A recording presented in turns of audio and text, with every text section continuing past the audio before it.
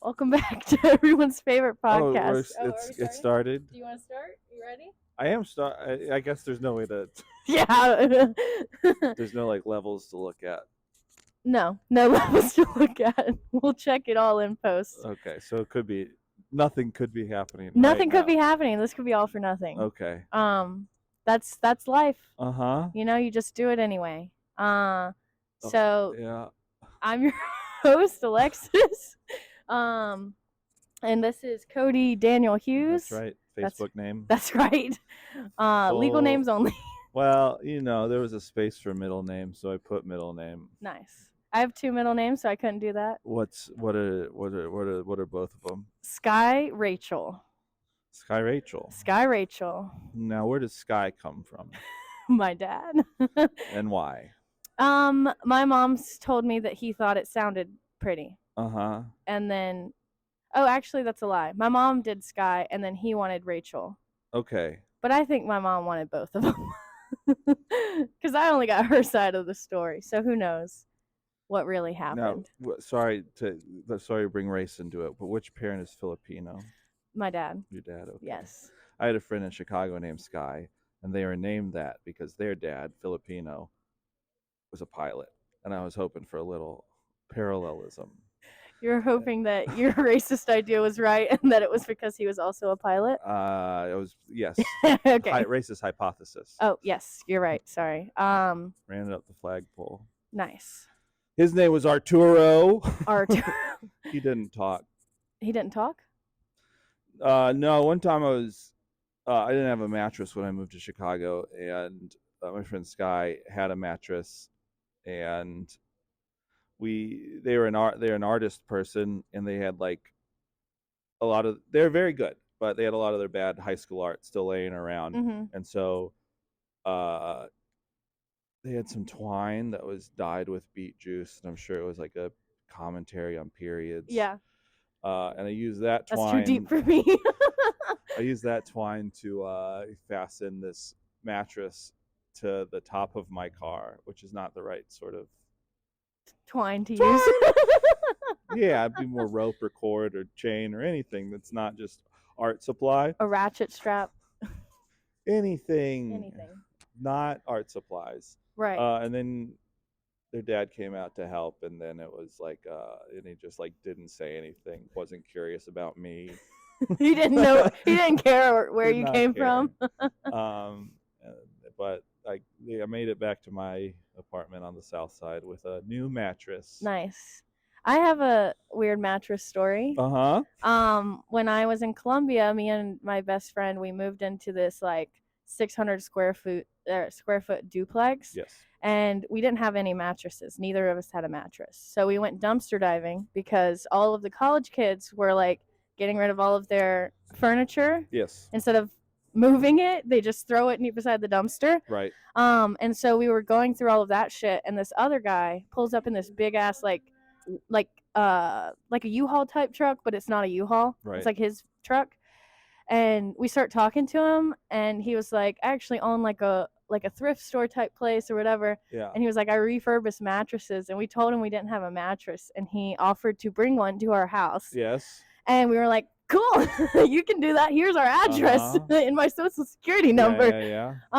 So like for a little bit after we did that, we were like, oh no, like he could be a bad person. But then he came to our house, dropped off the mattress, set up the bed frame and everything. I do not remember his name. I am so sorry. I would say it here, but my first clue. How do you refurbish a mattress? There's apparently machines, because he explained it all. Okay. Yeah. It sounds like a made up job, and that's when I wouldn't give him my personal information. I give him like a nearby address and just sort of wait for him there. True. That would have been the smart thing to do. My frontal lobe just fully developed like 48 hours ago. 48 hours ago. This was before that. What is the timetable on that? Apparently it's longer for men, but I've heard it's 25 for women. Might be 28 for fellas. I think it's gonna be 28 for me. I'm still being dumb, but we'll work it out. So normally my first question, because I've What? done one of these before. Oh, you've done one of these. No, I Me haven't done too. any. Oh, No, okay. yeah, I'm lying to the audience. They didn't Okay. know that, but now they do. So typically, I ask, "What's like the craziest thing you've seen?" But because there's a chance that I might be an answer, I'm not going to ask that What's question for the this one. craziest thing I've seen? Right. So that's not the first question. Well, okay. The first question is so this is about getting people to know you. Like Uh-huh. that's what this podcast is about. All It's right, getting we- people invested all in right. in our journeys. I asked you yesterday what the podcast was about, and you didn't know. So I'm glad it's coming together. Yeah.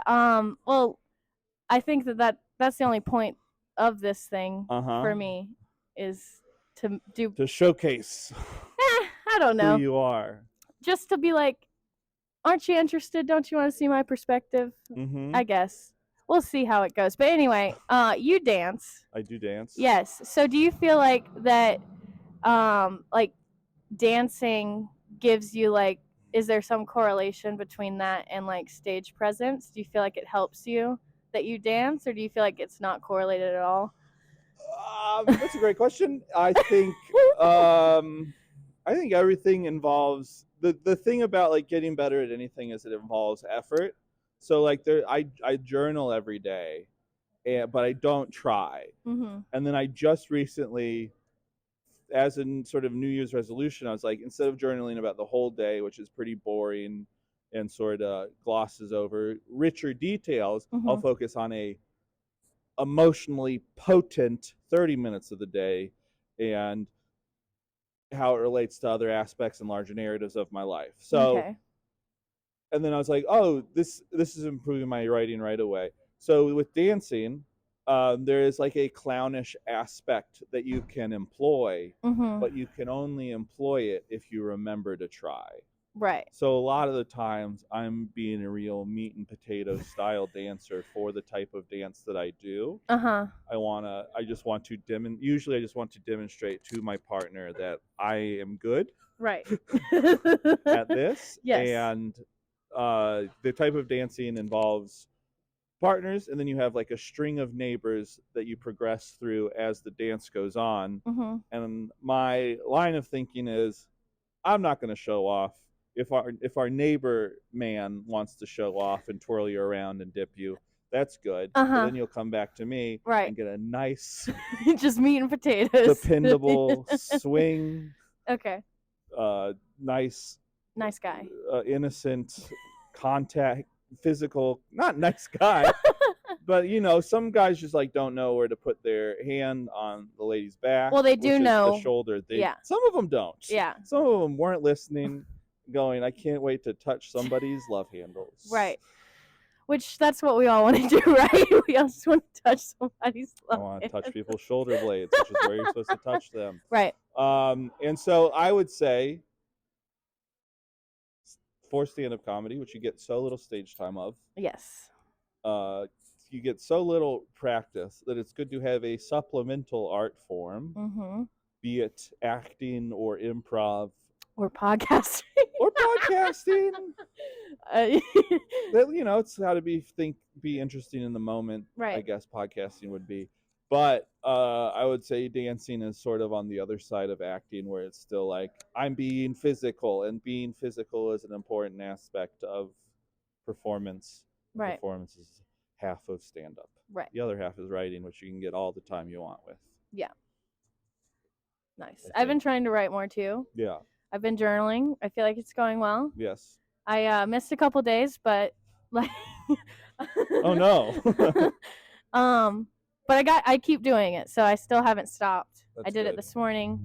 But yeah, I feel like it's very helpful for just like anyone that has a lot of thoughts going on in their head. Probably. All right. I don't. You don't have any thoughts? No, Yeah, but same. I'm just like a perfect attendance guy. Mm-hmm. I had perfect attendance kindergarten through 12th grade. Nice. Because when I was in kindergarten, the principal was like, I don't know. He told us a story about somebody who had perfect attendance K through 12, Mm-hmm. and they got to shake the hand of a man who shook the hand of Abraham Lincoln or Uh-huh. something. And I was like, well, that's gonna be me. You're gonna shake the hand of the man that shook the hand that shook the hand of Abraham Hopefully, Lincoln. I don't know. I'm sure I've shaken enough hands that it's You probably could have gone back to Abraham Lincoln. Yeah. And that's it's probably a little a sign of OCD that my parents should have picked up on and sort of broken me of. Seems like an easy, like, we're just gonna keep you home for a day because this doesn't seem mentally healthy to like strive for this and go to school when you're sick. Mm-hmm. And then nothing happened at the end of 13 years of school. Right. So and now I just have an awful sort of debilitating thing. Where you want to have perfect attendance? Perfect attendance when I journal. I just started going to the gym for the new year. I want to sort of have perfect attendance in alignment with whatever schedule I've created for myself. And if I miss a day, I'll lose my fucking mind. And you'll never see me again. Yeah. I relate to that. I definitely, like, I feel like I see you all the time at Mike's. I see David all the time at Mike's. Yes. Everyone else, I see them, but I don't see them at every Mike. Right. So I feel like we all kind of have that same, like, gotta do it. Gotta do it. If I don't do it, I'm a failure. Someone's getting better than me as we speak. Right. Lewis Kirk is getting better than me. His impressions. He's dialing in his Steve-O. All right, next question. Okay. So top or bottom bunk? A lot of people know this or they've heard it and they don't want to talk to us and ask us if it's real. We are moving to New York. So would you prefer the top or the bottom bunk when David forces us to share a room? That's a fake question, but it's just like we can talk about New York. I'm thinking about roommates. Yeah. Are you backing out on the podcast?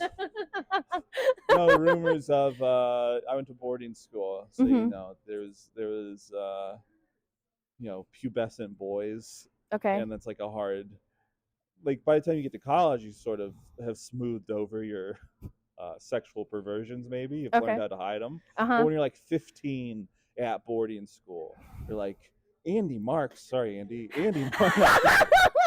Andy Marks is it was Andy Marks' roommate. Okay. Wink, wink. Just kids would jerk off while their roommate was in the bunk bed. And they just feel the bunk bed shake, and then their roommate would get up and just go to the bathroom and then come back, and you just had to never talk about it for 2 years. Okay. Do you think that's what New York is going to be like? No, I'm just the concept of a bunk bed is precarious. Yeah. I'll probably do the bottom. Some heavier. Nice. Yeah. Short answer. Sometimes there were a few single rooms on Hall where you could a senior would live by themselves, and there's the shape of the building. In one of the alcoves, you could see into one of the singles. And one night, and I won't say his name, but he's from Hendersonville. We'll bleep it. No, I'm just kidding. We can't bleep it. My public high school who went to this boarding school. Okay. They just saw him watching awful hentai. Awful. Just sort of, it's like this guy, hentai. I do know. You're a Zoomer, so yeah, I know. Par for the course. Yeah. Everybody's jerking off to hentai, but I'm a middle millennial. It was new for us and gross. Yeah, I've actually never watched it. I can say that I've never seen any. If anyone wants to send me any, thumbs down this video. Recommend some hentai in the comments section. That's right. Like, subscribe, all of the things. Yeah, I only want hentai comments. Anything else, fucking don't. Fucking keep it to yourself, you fucking stupid perv. Yeah, you pervert. Do you think David's gonna fix the audio on this? You gonna send this to him? What do you mean? This audio is perfect. Who knows? I don't know if this is the right amount to hold a microphone away. I don't know. A loud voice. I don't know either. I don't know. I think it's pretty good though. Okay. We'll see. So comedy's hard. Yes. It's hard for a lot of reasons, but I feel like I don't want to ask about what's hard. I want to ask about what's the thing that even when it's you hate everything else about it, what's the thing that like, fuck it, I'm just gonna keep doing it. I know it may be a hard question, but I wondered what your thoughts about it are. I could answer. Yeah, go ahead. Okay. I think like when I was younger, I always wanted to like make people feel better. You know, that was my thing. I thought I was gonna be a doctor. I was like smart and shit. Yeah. And I don't have what it takes to be a doctor, so I feel like this is the closest I'm gonna get to like healing people. Okay. You know what I mean? Like helping or like, I don't know. And that's what keeps you going? No. I don't know what keeps me going. I just keep getting up and doing it. Yeah. So I guess it's the routine. Routine's of good. it. Routine is healthy. Yeah. It's probably, if you look at it in a larger picture, it's probably bad for you. Yeah. But because it's like a routine, it does feel, and it's like there's a community. There's like a lot of healthy things about it, I think. But then, it ruins your life somehow.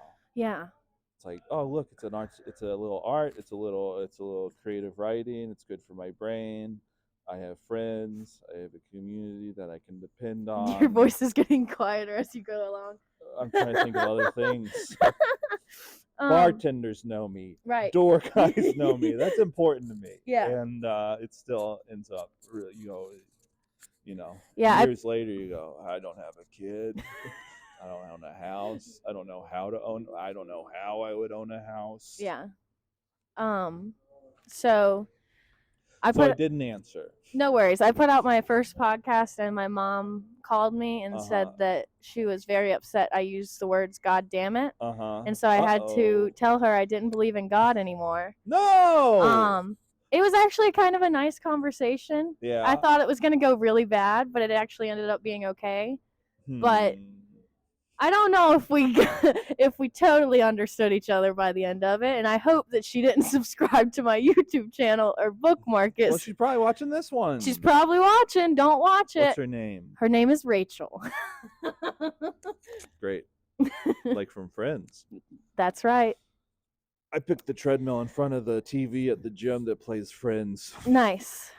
I thought it was George Lopez. Well, it's TV, yes. They got a lot of shows. So if I get there at 6 a.m, Family Matters. Okay. Then a couple of episodes of George Lopez. I don't know what's on after that, but the good part of the afternoon used to be Roseanne. Huge. Oh, good. Good to know that I'm not missing out. I just remember George Lopez from my childhood.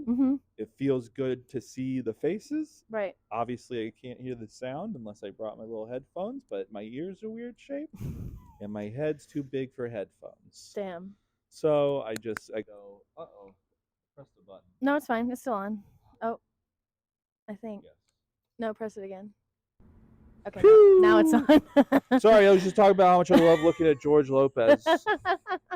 He's You didn't miss much. It's an interesting show. It is. Every episode's very dramatic. The one I watched this morning was about his daughter's boyfriend was on steroids. A lot of daughters' boyfriends are on steroids, I think. In sitcoms or in general? In today. Oh, a lot of protein powder, a lot of... Yeah. Bill, that one's for you. Is Bill on steroids? He is. He is on steroids. We're letting that information out on this podcast. This is it's exclusive. Going backwards. I think it's making him shorter.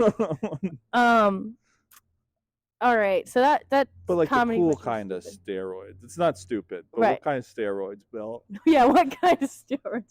He's on the TRT. He's the tech bro stuff. Yeah. He's a tech bro.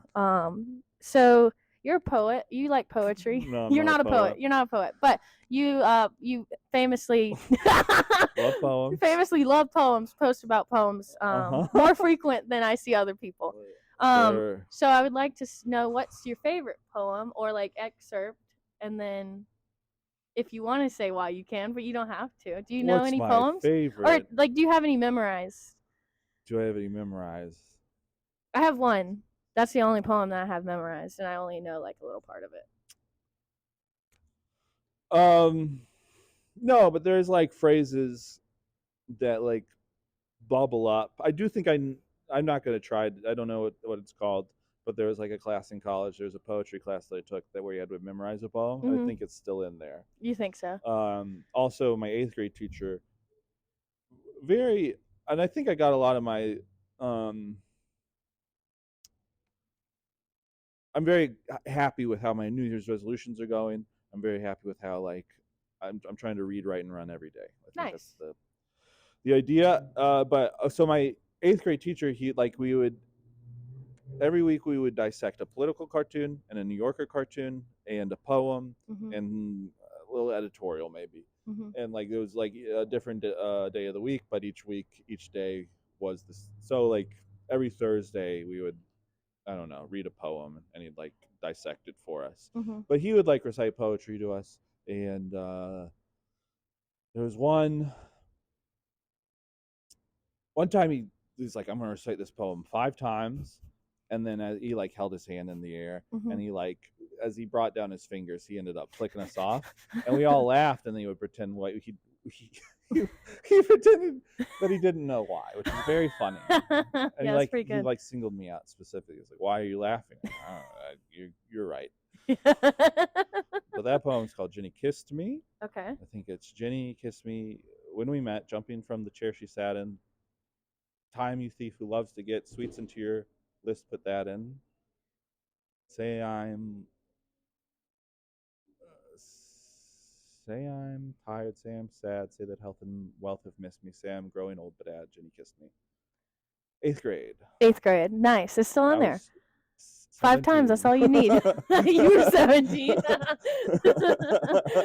So you didn't do good at math. Yeah. It was just it was a while. It was recently. Yeah. So that's the one I have a Longfellow poem, a part of a Longfellow poem. I'll try. Okay, you go and then I'll go and then you go. Okay. Sorry, I didn't know you weren't done. God. It's art is long and time is fleeting, and our hearts, though stout and brave, still like muffled drums are beating funeral marches to the grave. Woo! Woo! Very different than Jenny Kissed Me. Yeah. This is I got Ian E. Cummings, I think. This is Buffalo Bill's defunct. He who used to ride water smooth silver stallion and shoot 1, 2, 3, 4, 5 clay pigeons just like that. Jesus, he was a handsome man. Is that it? I don't know. It's a good one. Yeah, it's a little E. Cummins, breaking the form. Yeah. I love poems. Yeah. What was your question? Can I do that? Well, I mean, I just wanted to talk about poetry for a little while because I also like poetry. I think it's a good way to practice timing if you read poems out loud. Again, there's not a lot of stage time available, so how do you tune in to what it sounds like to speak out loud? Right. And I think poems are a good way to do that. Yeah. Especially if you have a distinct one of the things I do when I'm reading poems out loud is people don't talk like that. So I try to talk like people talk as I'm reading the poem. But sometimes I get very stentorian, maybe. That might. Don't know that one.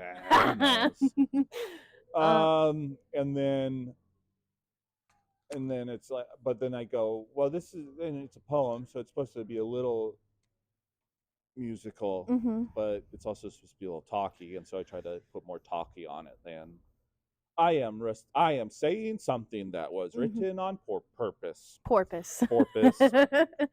Okay, I have 2 more questions. I think the next one's kind of dumb, so I might skip it. What's the craziest thing I've ever seen? You want to answer that one? You can. The most unsettling, or you just have never forgotten that moment. That might be just a note on your podcast. Maybe pitch that one to people ahead of time. Oh, okay. All these other ones I think I could answer in real time. Okay, cool. Then we'll skip that one. But I want to answer it, but I don't know. Okay. We'll wait till the end and see if you can answer it. So I thought this was maybe a good question. Everyone bombs. No one's immune to it. Yes. So what's the best lesson that you've gotten from bombing? Like after a bomb, I feel like the right thing or the best thing to do for your act is to think about why did it go so bad. Yeah. And so I guess what's like the lesson that you feel like you learned that's like helped you the most after like a really bad, like, do you remember like a specific, like, oh, that person didn't laugh because of this, and now I know that? I don't know. Maybe it's not a good No, question. it is a good question, but the thing about bombing is like after you do stand up for a long time, it's like, come on, Hughes, you know how to do stand up.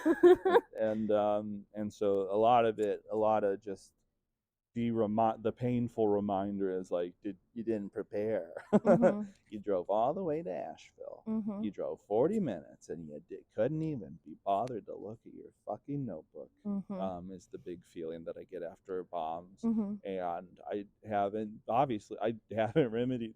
Like, I would love if like that was a feeling I never felt again. Yeah. Where it's like, you fuck, you didn't prepare, you didn't just set aside 10 minutes to think about the things you've been thinking about again. Right. So you didn't waste this $12 on gas. Right. I would love to never feel that feeling again. Is there anything else I've learned from bombing? No. No, I mean, I think a big, a lot of people just do this for fun, but it would still help those of us who don't exactly do it for fun if they thought about it on the way home. That would help a lot of people. Right. Audience and comics included. Like, if you could, the two things is think about it on the way home, and I would love if I could like demand people show me their notebook. Show me that you wrote something down in the last 7 days. Mm-hmm. And then you could like cut out 40% of the people. Yeah. Like there would be homework for comics, like you have to like turn in your notebook if you want to go up tonight. I mean, I think people are a little scared of me, like when I'm hosting, mm-hmm. and sometimes maybe people don't come out as much. That's just a feeling I get. Sometimes the list is lighter if I host here than if James is hosting. But I would like them to be scared of me. I would like, oh, Cody's gonna make us show me his notebook. Yeah. You shouldn't think of it as homework. You just stand up, write jokes. Exactly. That's like that's the whole thing. Half of it. Yeah. Or well, yeah. Write jokes, say jokes. Yeah. I think that we can go back to that last question if you feel like you found an answer. Do you have like a crazy thing? A crazy thing that I've seen? Mm-hmm. Let's see. Craziest. Yeah, because that's hard. Because I've seen like some insane stuff. Mm-hmm. Also, I mean in person. So for anyone that comes on after this, it's in person, not like on the internet. Right, we could all do I that. Think we could all do that. Yeah. I watched like a wreck happen in front of me turning into my workplace the other day.